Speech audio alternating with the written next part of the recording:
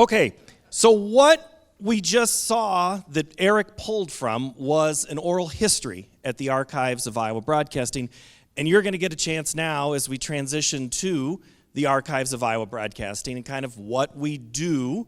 One of the things that we pick up on is in Grant's legacy is the oral histories. Brian Ross is to my left and has already sat for one of these, a much better interviewer that Grant was than I, but I'll ask you a couple questions here in a moment. But Cliff Brockman and I have kind of picked up this mantle from Dean Borg, and Cliff and I try to turn about one of these a month out, and we've learned a lot in just a dozen of these that we have done. The Zoom era has allowed us to travel a little bit, but we thought we'd bring this guest in here today with Brian Ross. So I'm going to give you a little behind the scenes. This is the first, I think, live one I know Cliff and I have done, but this is a live one that we'll do here with Brian Ross. So, Brian, I have to take care of a little housekeeping. So, again, I don't have a teleprompter, so I have to move on. Here we go. Today is April 14, 2023, and this is an oral history as part of the Archives of Iowa Broadcasting. This is a live event here at Wartburg College in Waverly, Iowa. I'm Paul Yeager. Our producer today is Cliff Brockman. Our technical direction is coming from Joe Cooley and Roland Ferrie. Our guest is Brian Ross. Let's give Brian Ross a round of applause.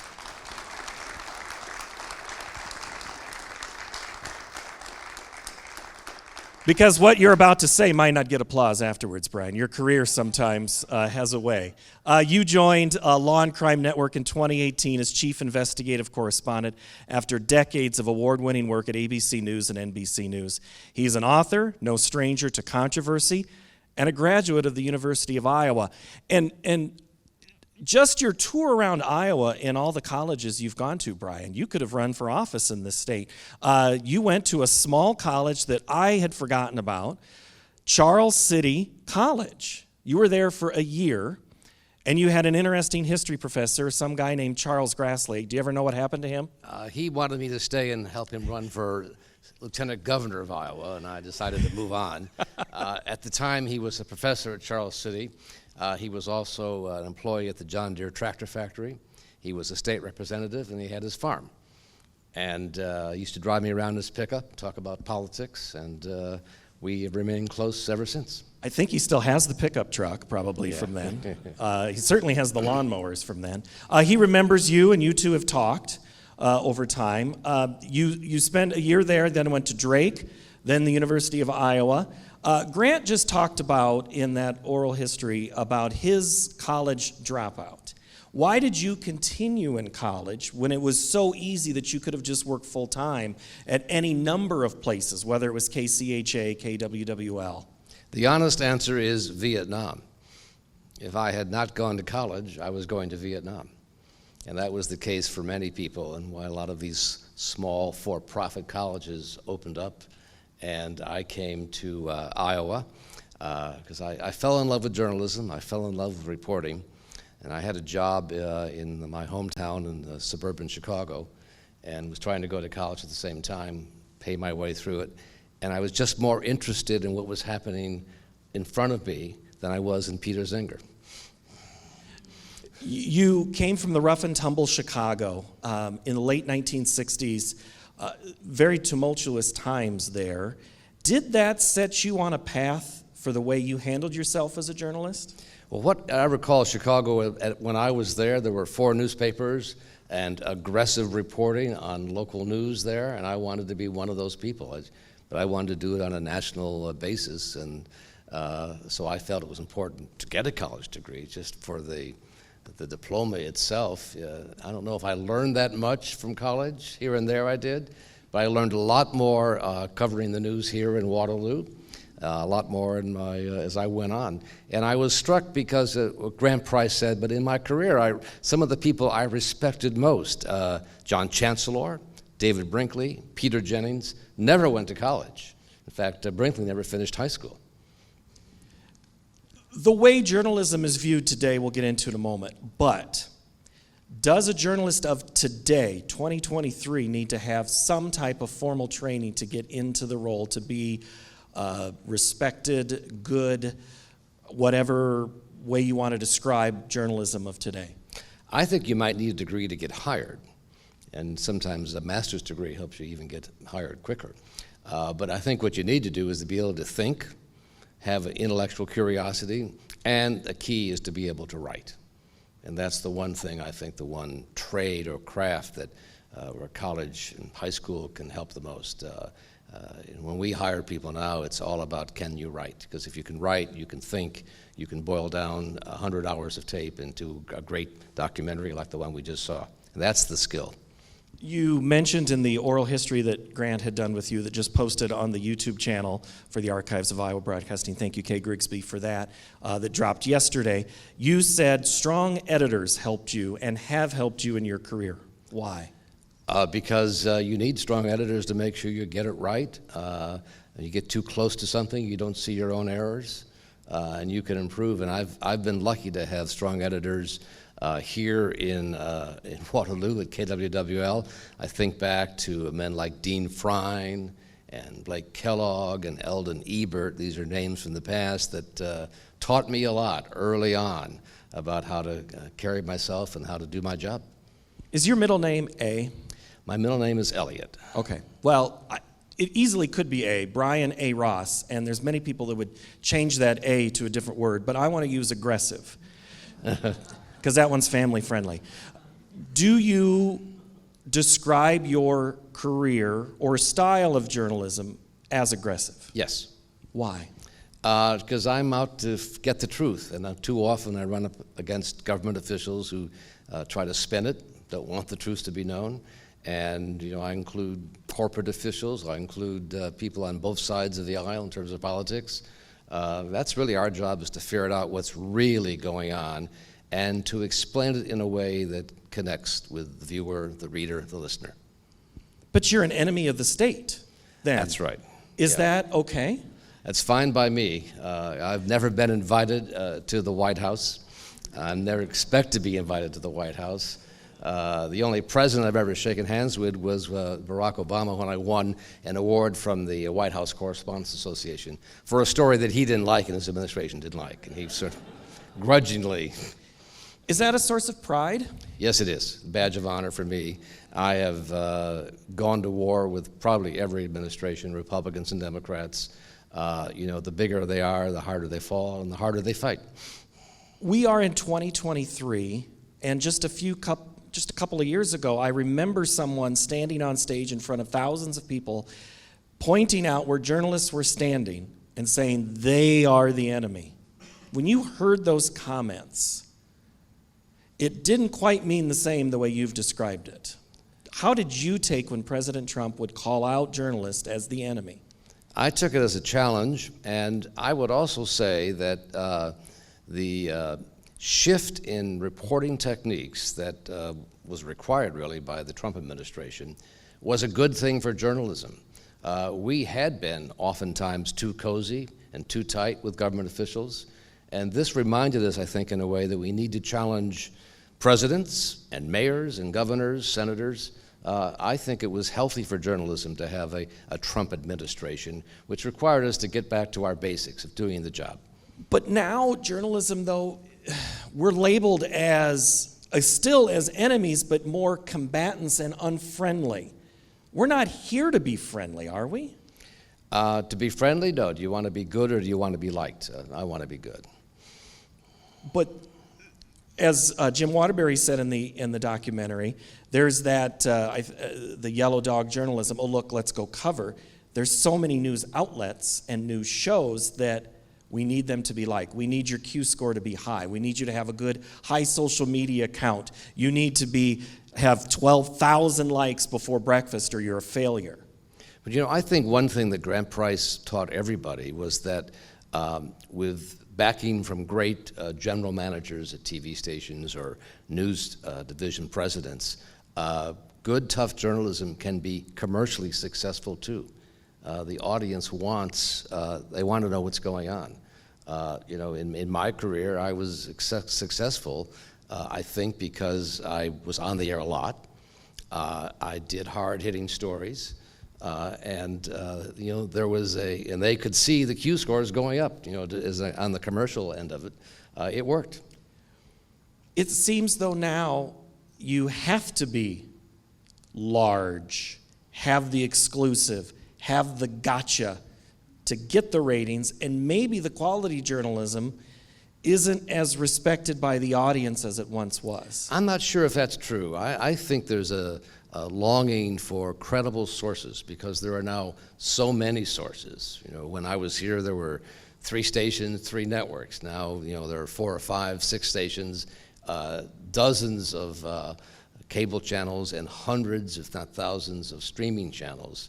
So you can something for everyone out there. But among all that, it's hard to figure out who to watch and how to really find a credible source. And that's why I think, you know, people that adhere to the grant price standards and other standards set by the, you know, the pillars of our journalism community, I think that there is a real opening there for credibility selling.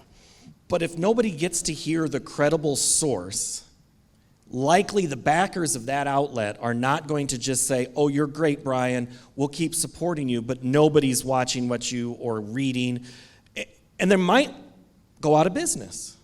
Well, that's the challenge. That's the challenge, is to take on the tough stories, but do them in a way that where you take full advantage of the craft of knowing how to tell a story and how to make it compelling. Compelling is not the same as showy, bombastic, exorbitant, but be informative. There are a lot of different adjectives. You know, if someone once said, you know, if you can make the interesting important and the important interesting, you'll always have a job in journalism. I hear some amens from the congregation about that. Do you feel yourself personally, Brian, as someone who has been in maybe hot water a time or two? Oh, plenty of times. This week. Does that mean you're doing the job well? You didn't have a good editor that pulled you back? Or did you go too far on some things? I've made mistakes. I've always thought you're going to make mistakes, and if you make a mistake, you correct it. Take the consequences. You know, I've been sued probably 12 times, never lost one of the lawsuits, prevailed or settled, but you know, so I've angered lots of people. You know, you look at my Twitter, whatever it's called, you know, plenty of haters out there. You know. You've been on a hijacked plane, you've been sued, you've had the mafia threaten your life, you've been sued, as you said, 12 different times. Badge of honor? I wouldn't want to do it any differently. I've enjoyed my career, and I feel like that's perhaps part of the price you pay. You mentioned the sued part, sued 12 times. In the legal community, they say the gray areas where judicial precedence, where justice is in the gray area. Is journalism a gray area, or is it black and white? I don't think it's ever really black and white. It'd be very easy if it was all black and white, and that's why it's important for every journalist to sort of be sure we've got, if there are both sides, equal, you know, make sure that's all included. And good editors are met there, and good lawyers as well, to make sure what you're saying you can prove or is correct. What happens when something gets doctored in an investigation, or a fact that you thought was a fact really changed? Somebody changes their story that you had, that you put out there. Well, sources can go south on you. That can happen. And you can misunderstand. That's all possible. What you can't do is purposely mislead or lie. That's over the line. And that's, I think we'll see the outcome on the suit being brought against Fox by the Dominion Voting Machine Company. We'll see what they have to say about that. Is Fox a news channel? They say they are. You know, from my point of view, I'm really a First Amendment absolutist. I'm perfectly happy to have Fox News on the air. I think it's a good thing. It gives people voice. You know, and if they are shown to be misleading or knowingly reporting false information, I think it catches up with them. Does the American public know the difference between journalism and entertainment programs that are on networks? Whether it's Fox or MSNBC or CNN? Well, you know, the corporate owners for the major networks do want it to be, I guess the word is entertaining. They want people to watch, but we want people to watch. I want people to watch my stories. I want it to be accessible, and the more people that watch it, the happier I am. So I'm not afraid of ratings. It's not a bad thing necessarily. It's just If ratings are good, that's not a bad thing for you, is what you're Right, saying. yeah. Keeps you employed, too. well, but it also reflects that people are watching. What you don't do is compromise your reporting to get ratings. The largest television ratings event in any given year is usually the Super Bowl. We're talking 100 million people that are usually watching that event, which means there's more than 200 million people not watching that.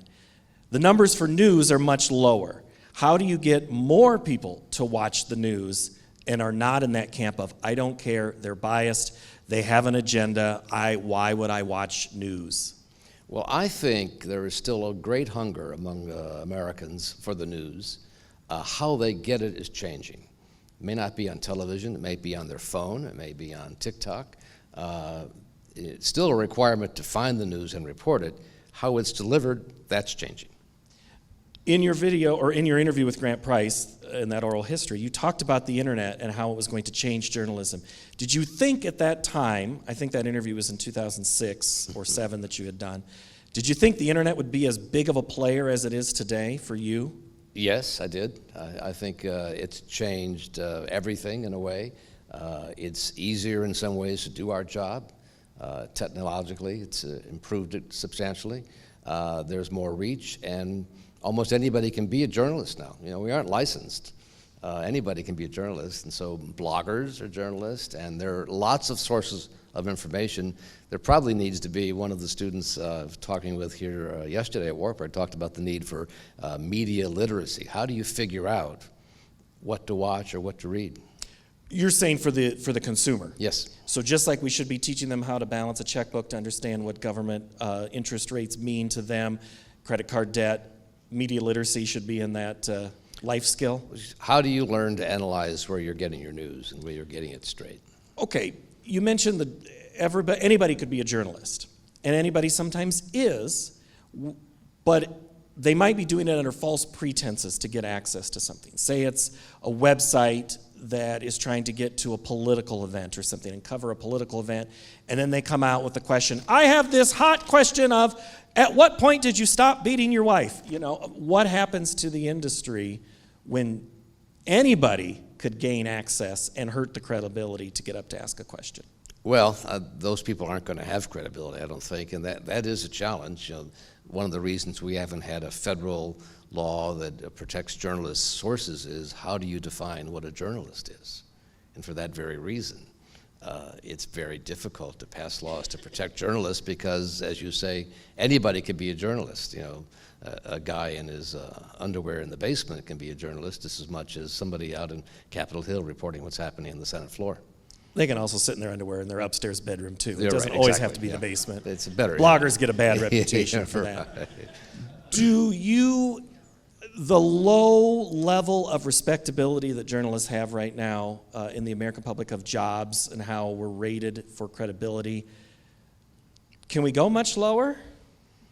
Yeah, and I question those polls, whether that really is the case, how the question is asked. I mean, The source that provided that information, you're saying might not be credible? well, I'm just saying, broad brush, no one likes members of Congress, no one likes journalists, but somehow people get reelected to Congress with overwhelming numbers, and lots of people are still watching the news.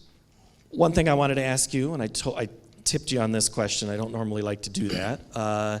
We're really good at advertising in this country. We're really good at marketing, public relations. Where does journalism fit into that and how they should be thought of in helping Americans? Well, I think it's still an honorable craft, and I think American journalists are probably the best in the world, to be honest with you. We have the best protection in the world with the First Amendment, and we shouldn't be afraid to use that. We are going to take questions from the audience. I'm going to look at Scott, and he says we should start doing that now. But while you think of a question from the audience, Brian, I want to ask you this. You knew Grant Price both as a competitor, a boss, right? Never a boss. He was never a boss, that's always right. a competitor. I Always always a wanted to work competitor. for him, but I couldn't get hired there. When you see... Boy, does that speak volumes there, I guess, Brian. When you see these tributes, and now, that you know who Grant is, do you think we've done well on what Grant has taught some of us? And I don't mean me specifically, or Eric, or Scott, or Suzanne, or anyone else, but as a whole. I think so. I think there's a standard. We may not always meet the standard, but he has helped to set the standard. Looking at him and watching those two films, sort of the Edward R. Murrow of Iowa. Would he still be a boss today, age-wise? I mean, he's timeless, of course, but if he's 60 years old, is he still working today in this environment? I think he is. I think he is. I just took a tour yesterday of the new Channel 7 where I used to sleep in the basement on weekends as I was a student of Iowa and worked the shifts. It's a great-looking place now, and the new manager there, John Huff and Ron Steele and Rick Coleman, they're upholding the standards. They want to do it right, and I think they feel that you do it right, and you will also be commercially successful. And I think that Grant, showed that when he came to KWWL and turned that place around. My last question is going to poke fun at a couple of people you just mentioned. When Ron Steele is in the lobby, is said, or Brian Ross is in the lobby, and someone rolls their eyes or runs out the back door, is that a compliment? Yes. Absolutely. And Brian Ross. Have a cameraman at the back door, too. And you had a swing taken at you at a few back doors. I have been hit. I've been threatened, as you say. It does happen, but so what? Brian Ross, everybody, thank you very much.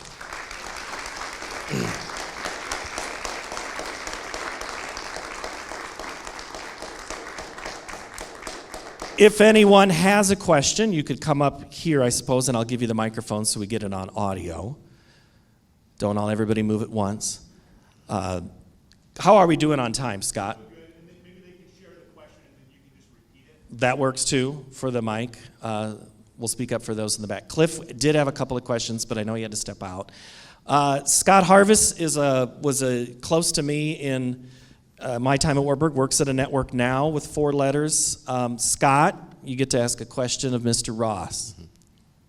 What would be your advice to a Wartburg student coming out of college in terms of how they should prepare for a job in journalism in today's day and age? How should those Wartburg students prepare for a job in the modern age?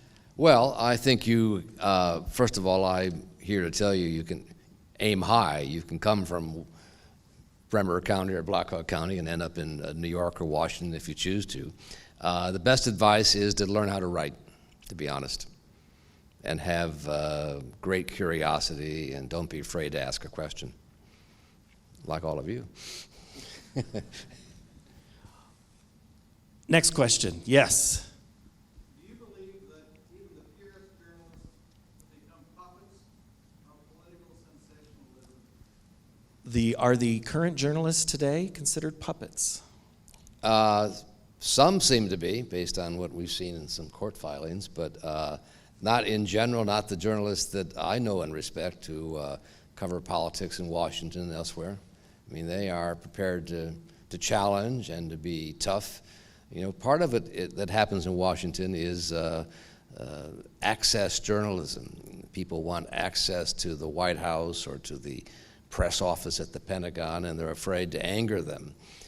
In my career, both at NBC and ABC, the beat reporters really didn't like me that much because I would always mess it up with their sources, and they would pay the price. But a good news organization has people on the inside and on the outside asking questions.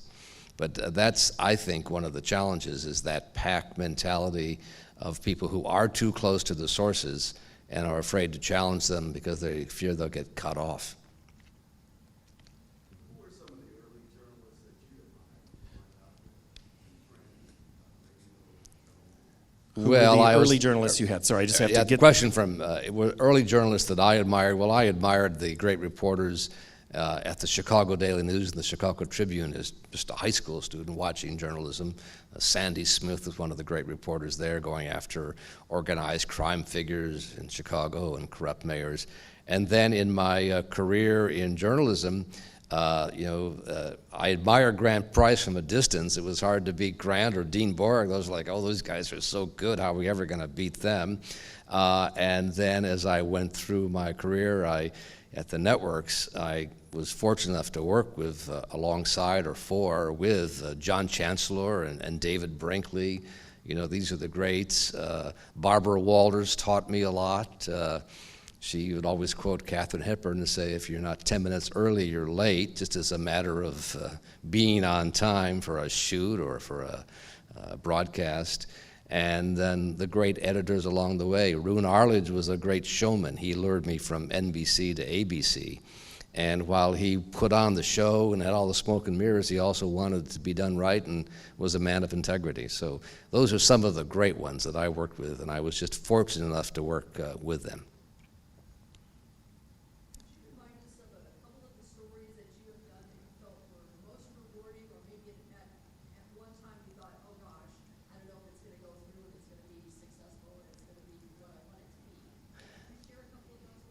I can share a couple of those. At NBC, we did an investigative report. It was for one of the early, one of the first Dateline stories when it first went on the air before they did all murder trials. We did an investigation into Walmart. And Walmart, we learned, was using child labor in Bangladesh to make T-shirts and other clothes, which were being sold in their stores under a Made in America banner. And we figured this out, actually went to Bangladesh, and some of the factories, there had been fires where a number of children were killed because they locked the doors for fear they would be stealing T-shirts. I then went to Bentonville, Arkansas to confront the new president of Walmart, David Glass. Sam Walton had just died, David Glass took over. And my producer, Rhonda Schwartz, my longtime producer, went out to set up the interview. And just to give you a sense, they looked at her like she was some secretary and dismissed her, never asked her a single question about what the interview would be about. And I think they assumed it was about Christmas sales or something. I don't know what they were told. If they had asked, we probably would have told them, but they didn't ask. So I sit down with David Glass in this big studio in the Walmart facility there. And when I handed him a picture of the bodies of the dead children outside his factory in Bangladesh, you could just see the look in his eyes. He got up, walked out of the interview, went to the phone, and didn't call my boss, who then was Michael Gartner, president of NBC News. Didn't call his boss, Bob Wright, who was the president of NBC. He called Jack Welch, who was the chairman and president of General Electric, which at the time owned NBC. And he told Jack Welch, if that story airs, every single GE product comes off the shelves of Walmart. So this was a challenge for journalism. And I got back to New York and was like, what the hell did you do out there? And to their credit, and to the everlasting credit of Jack Welch, they decided the story would air. And the idea was, you're going to go back and continue the interviews. I went back to interview David Glass. And this second interview was even worse because I asked him about these young children working in the factory. And he said something to the extent, well, you know, with those little brown people, they look a little younger than they actually are. This was on camera, 3 cameras rolling. So when this aired, it was a crisis for Walmart. Just to give you a sense of the corporate shenanigans, all the GE refrigerator companies and other subs there took out ads in support of Walmart against us, even though we were all in the same company. But that was a story that had great impact, and I was proud to do that. And I was proud of the bosses who withstood the pressure, because that was a big thing to take all the, and by the way, the GE products did not come off the shelves. It was an empty threat. I want to follow up. We'll take one more question, but the cancel culture of today, because that would have been something that would have lit up, cancel GE, cancel Walmart, cancel whatever. Is Cancel that doing me. the role, cancel you? Yeah.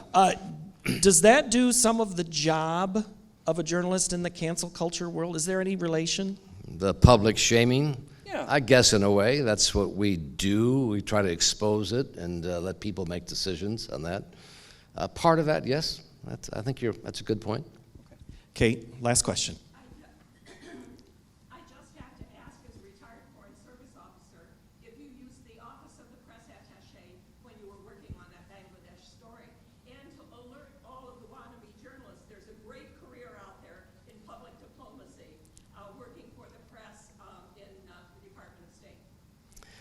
We did not, because we could not get a official visa to come into Bangladesh, and we did not want to alert the embassy for fear that they would help block us coming there.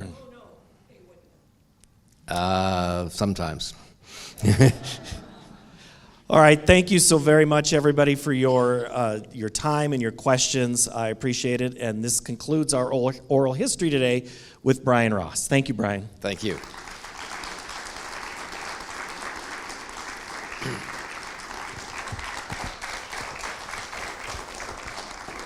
However, that does not conclude our program. On behalf of the college, we do want to thank you for making the trip and for imparting your insight onto the world of journalism and reporting and how it fits in today. And please accept this on behalf of all of us to make this happen today. I don't believe you need to open it now, but I don't think it's not ticking, which I know you've had to deal with before. It's not a joke. I mean a clock. I was talking about a clock, Scott. It's a Wartburg clock. Spoiler. But that will do it for now. Thank you so very much, Brian.